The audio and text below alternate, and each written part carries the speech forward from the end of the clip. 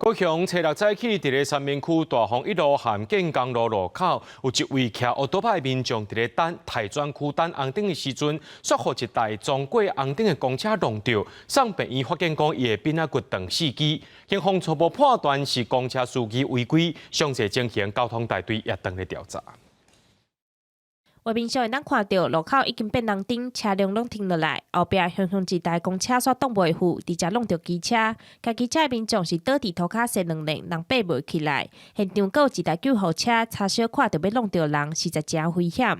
警方表示，这件事故研判是公车司机冲红灯，才会造成意外发生。高雄这个所在吼，甚至讲规个南部地区，我感觉讲吼，咱的驾驶吼，我守法的观念嘛是爱搁加强一下啦吼。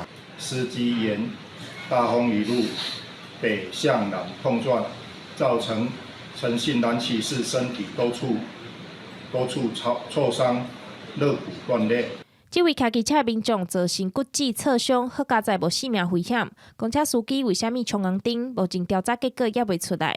客运公司总经理是表示，即马公车司机排班的时间拖伤长，搁爱准时到站载人客问题，可能会造成司机手紧冲红灯。交通局也统计，目前高雄公车司机干那830位，比疫情进前搁较少，全台拢有欠司机的状况。怎么样把这个排班让驾驶留的时间短一点？